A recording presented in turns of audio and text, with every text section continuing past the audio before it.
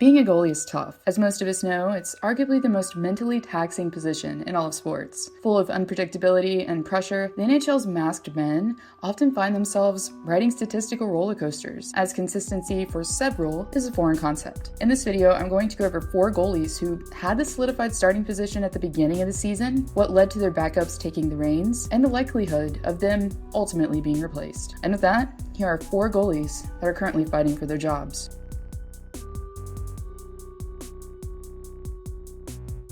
Things for the Canucks have been trending in the right direction as of late, following a rough start to the season. As Vancouver, thanks largely to up-and-coming goalie Thatcher Demko, is now beginning to look like a team that could potentially give Calgary a run for their money in the standings and compete with Montreal for the 4th playoff position. And really, considering the state of this team and how they've struggled immensely defensively, it just goes to show how valuable having elite goaltending is for this team, following the departure of last year's team MVP, Jacob Markstrom.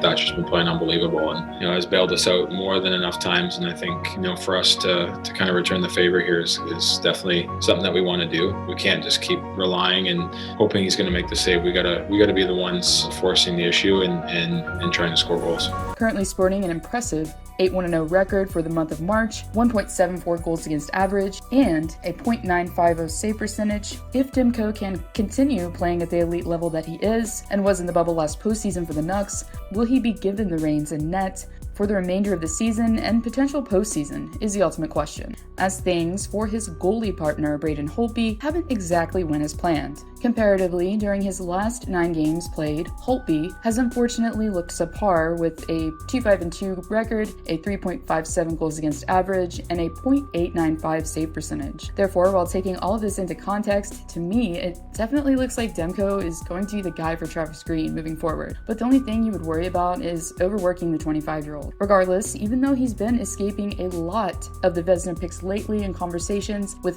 Andrei Vasilevsky and Marc-Andre Fleury leading the charge, number 35 to me at least deserves to be considered at this point in time.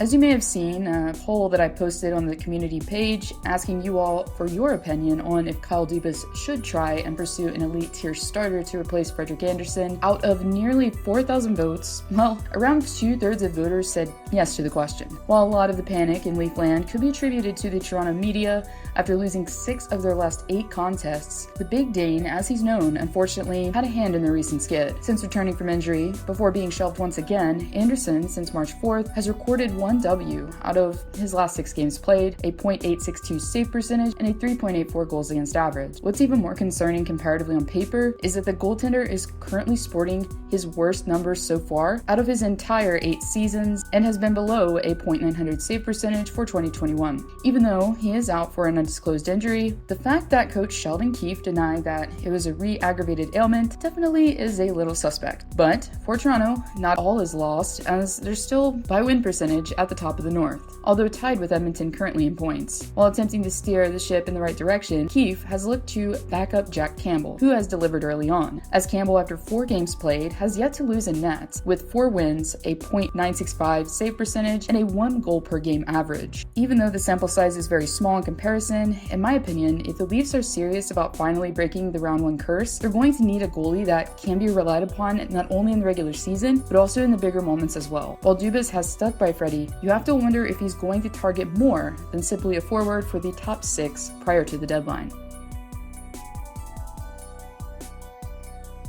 Last season, if you were a hockey fan, the Sergey Bobrovsky contract was quite the topic of conversation, and for good reason, as the Russian netminder was given an 8-figure salary while instantly becoming the 2nd highest paid goalie league-wide behind Carey Price. The 2-time Vezina recipient, although he wasn't able to live up to expectations last season, while struggling immensely to remain competitive, but the organization took some interesting yet valuable steps last offseason while adding a goaltending excellence department featuring Roberto Luongo. Despite spectators writing the Panthers off for the 2020 2021 campaign, the team has largely impressed everyone by being on a consistent basis one of the best in their division. Part of the reason being for Florida's rejuvenation has been the stellar play of Chris Drazer, who is currently 6th league-wide in save percentage with a .924 out of goalies that have played at least 10 games. The netminder, with a current 8-3-2 record, has been the perfect support system in net while shouldering part of the workload, while Bob is yet again battling to remain over a .900 save percentage with a .903 and averaging nearly 3 goals a game with a 2.97. Will he continue to be outplayed by his backup is the ultimate question. I think in my opinion this matchup is a little more close than the others, except, well,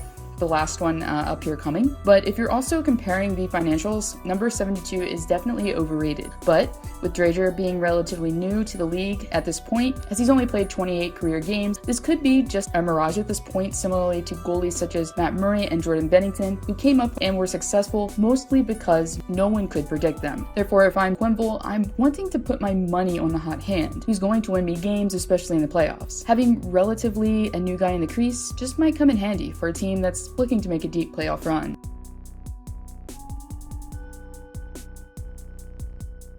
Unfortunately, for all the wrong reasons, Carter Hart has been the hot topic of conversation in the city of brotherly love. As a goaltender who, coming into the season, was often being called the next Carey Price, is currently sporting the 3rd worst save percentage out of the entire league. And while I'm sure having your starters slumping wouldn't be as bad in the beginning as having it happen in the second half of the season, considering a condensed schedule and playing only inter-division teams, this scenario for Philly is looking worse and worse on the daily. Within the month of March alone, Hart has a 2-4-0 record, a .821 save percentage, and nearly a 5-goal average, with a 4.68. But comparatively, his goalie partner Brian Elliott has been about the same statistically. While this does obviously speak to Philly's lackluster defense to some degree, for a goalie who has had so much hype surrounding him coming in following a stellar postseason performance, it's definitely surprising to see such a drastic difference in his game. Therefore, knowing that Brian Elliott probably isn't the guy you want to put all your cards on in the postseason, if Hart's going to take a back seat for a while and